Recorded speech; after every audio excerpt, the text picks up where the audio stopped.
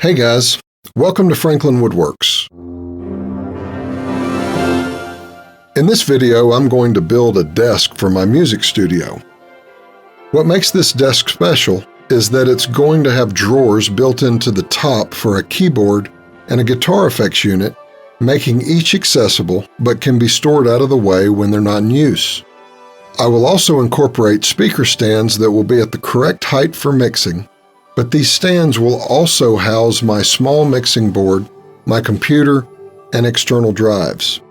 Plus, I will incorporate a system to run all of the cables so that everything is nice and tidy. I start out by breaking down my plywood. For this desk, I'm using cabinet-grade 3/4 inch birch plywood.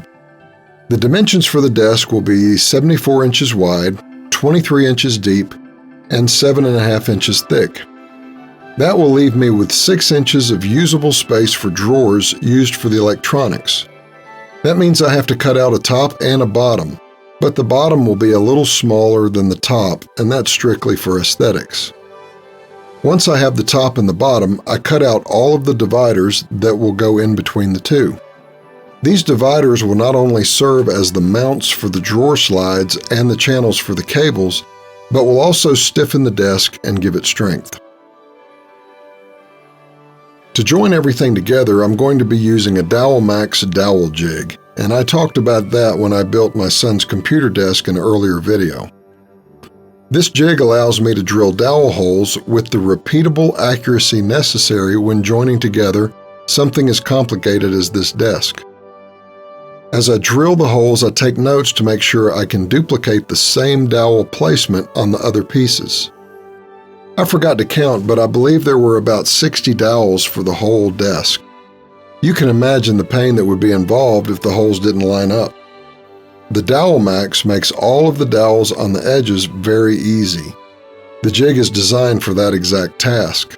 Easy enough on one piece of plywood, but the other piece of plywood is a different size. I had to figure the difference between the two and make my measurements accordingly. What it's not designed to do is mount in the middle of a big piece of plywood. I forgot to film this part, but later on in the video I have to do it again, so you'll get an idea of how I did it.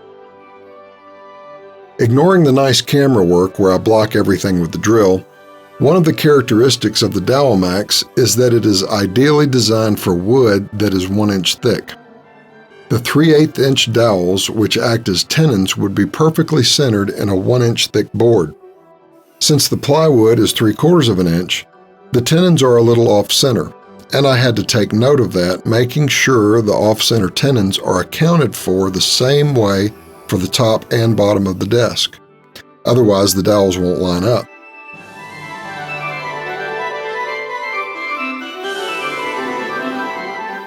Once all that is finished, I began the construction of the drawers. Now these drawers will have an open back and front. The front eventually will be covered with trim. The drawers were put together with glue and 18-gauge brad nails. I stained everything with Varathane carbon gray wood stain.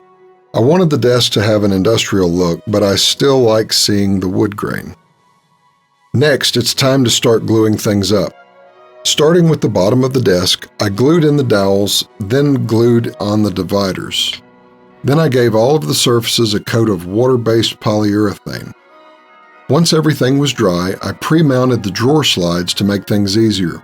These would be very difficult to mount in such a small space once the top is glued on. I used a piece of 3/4 inch plywood as a spacer to simulate the bottom of the drawer, and I added a 1/4 inch spacer as the offset from the bottom of the desk. I purposefully didn't stain the top until after I glued it to the rest of the desk. That way I could sand it and apply the stain afterwards in case there was a mishap that damaged the surface.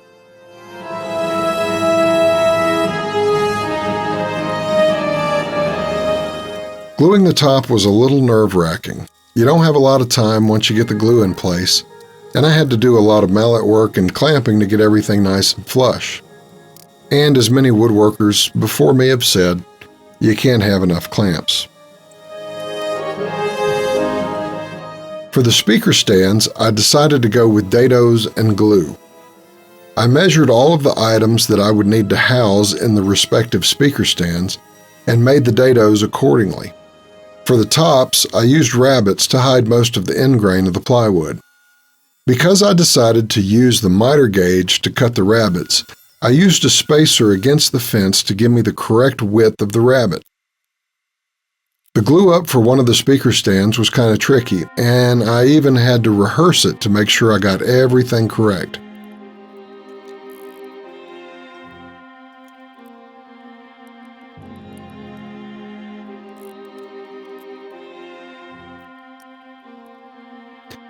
But even with all my planning and rehearsal, I still messed it up. This piece here was put in upside down, making the middle shelf off 1/4 inch on one side. Of course, the glue up went so well I didn't notice it until the next day. And because I didn't want to film the tantrum that I threw, I'll just tell you how I fixed it. Using a Japanese saw, I was able to saw out the crooked shelf.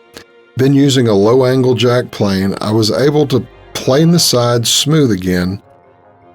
Then I just cut out a new shelf and glued it in using pin nails to hold it in place until the glue dries. After that fiasco, and once everything was dry, I gave everything a good sanding, then stained the surfaces that needed it. I milled down some sapele to the thickness of the plywood, then cut it into 1/4 inch strips on the table saw. No need to watch me do all that since it's pretty boring. For the speaker stands, I used glue and clamped the trim in place with tape while the glue dried. I didn't want to use pin nails on this since the speaker stands were going to be on eye level. For the desk, I used glue and 23 gauge pin nails to attach the trim. The fronts of the drawers are only partial.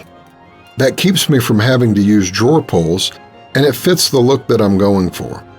Once the trim was done, I sanded everything down, relieved the edges, and gave it 4 coats of water-based poly, sanding in between each coat.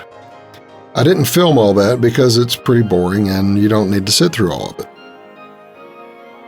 I drilled holes for dowels on the bottom of the speaker stands and in the top of the desk, but these dowels will not be glued in. That way the stands are easily removed if the desk needs to be relocated, but the dowels will index the speaker stands in the right spot and prevent them from sliding around. You can see here that I had to get creative to be able to use my dowel jig in the middle of a piece of plywood. Now it's time to prepare to mount my Z-legs. If you didn't watch my video on how I made these, I'll leave a link to that video in the description. I used double bridle joints at a 45-degree angle to get the shape of a Z, and they turned out pretty good. Because the bottom of the desk is only 21.5 inches deep, I had to cut off some of the top rail so the legs are flush with the bottom of the desk. I also added a bevel to the cut just to make sure the bottom of the desk is easy on the legs. Well, easy on human legs. I had already pre-drilled the mounting holes in the desk bottom before I glued everything up. That was the only way I could drill the holes without having tear out when the drill bit broke through the plywood.